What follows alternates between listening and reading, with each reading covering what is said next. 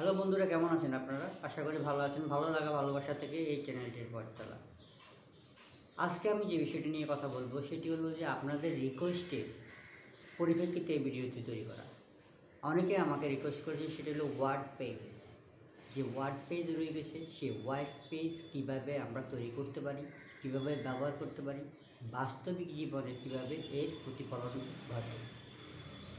Word পেজটা সাধারণত আমরা লেখার জন্য করে থাকি, এটা এক ধরনের ওয়ার্ড পেজ।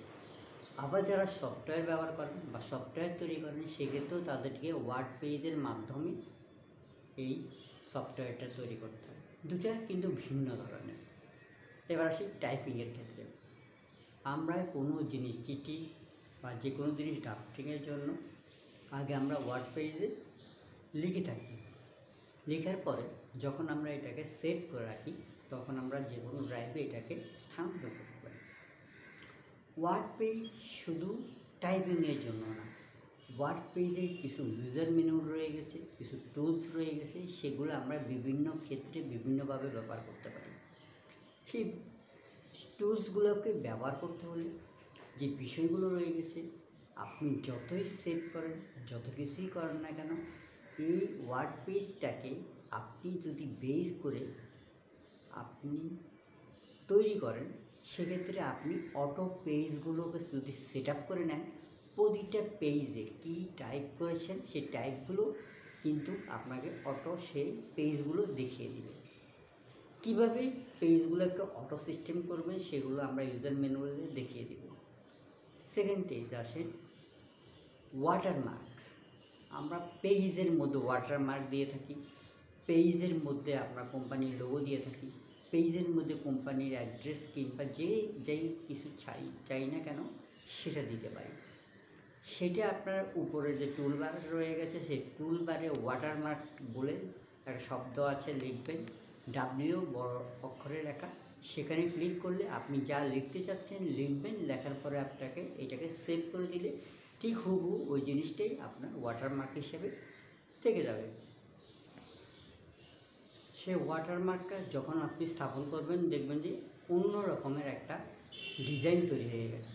যদি আপনি চান সেখানে লোগো ব্যবহার করবেন, ইমেজ অপশনটা রয়ে গেছে, ইমেজ থেকে আপনি এটাকে সিলেক্ট করে দেবেন। এই জিনিসটা আবার যদি রিমুভ করতে চান, সেক্ষেত্রে রিমুভ অপশনে আবার যাবেন এবং ওইখানে রিমুভ করে নতুনটা সেট আপ করে দেবেন। প্রতিটা ক্ষেত্রের জন্য, প্রতিটা অপশনের জন্য আপনি উপরে যে টুলবার রয়ে গেছে, সে বারের মধ্যে আপনি এই জিনিসগুলো খুঁজে পাবেন। সবচেয়ে বড় বিষয় হলো প্রতিটা পেজ আপনি প্রিন্ট দিতে গেলে আপনাকে অটো ওই পেজগুলো সে দেখিয়ে দিবে। ধরুন আমি 10 নম্বর পেজটাকে সিলেক্ট করব বা 10 নম্বর পেজটাকে প্রিন্ট করব, সেই ক্ষেত্রে অবশ্যই 10 নম্বর পেজটাকে যখনই আমি প্রিন্টারে কমান্ড দিব, সেই কমান্ডের সময় শুধু 10 নম্বর লিখলেই আপনার প্রিন্ট হয়ে যাবে। যেমন 10 of 10 যখন দিব, সে শুধু 10 নম্বর পেজটাকে প্রিন্ট করবে। এই অটো সিস্টেমটাকে যখন আমি দিয়ে দিব, তখন আর আমাকে খুঁজে নিতে হবে না, কম্পিউটার অটোমেটিক সে কী করবে, খুঁজে নেবে। এবার আসেন ওয়ার্ড পেজ সফটওয়্যারের জন্য। যখন আমি কোনো সফটওয়্যার তৈরি করব, ওয়ার্ড পেজের মাধ্যমে এটি তৈরি করা সম্ভব। যখন আমি কোম্পানির একটা লোগো তৈরি করব, কোম্পানির আমি একটা ডিজাইন করব, কোম্পানির প্রোডাক্ট সম্পর্কে একটা ওয়েবসাইট তৈরি করব, সেক্ষেত্রে ওয়ার্ড পেজের উপরে করাটা বাঞ্ছনীয়।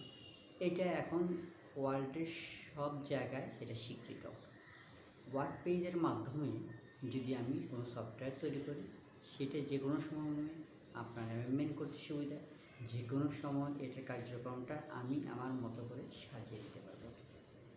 তো বন্ধুরা, এই ওয়ার্ডপ্রেস সম্পর্কিত কীভাবে আপনারা কাজ করবেন, এর ম্যানুয়াল কীভাবে তৈরি করবেন, সে সম্পর্কিত অনেকগুলো ভিডিও রয়ে গেছে। আশা করি সেগুলো দেখবেন। যদি ভালো লাগে লাইক করবেন, বেশি বেশি শেয়ার করবেন। আপনাদের কিছু জানা বা আপনাদের রিকোয়েস্ট কিছু থাকলে সেটা অবশ্যই কমেন্ট বক্সে জানাবেন। আজ এ পর্যন্ত, পরবর্তী কোনো ভিডিওতে দেখা।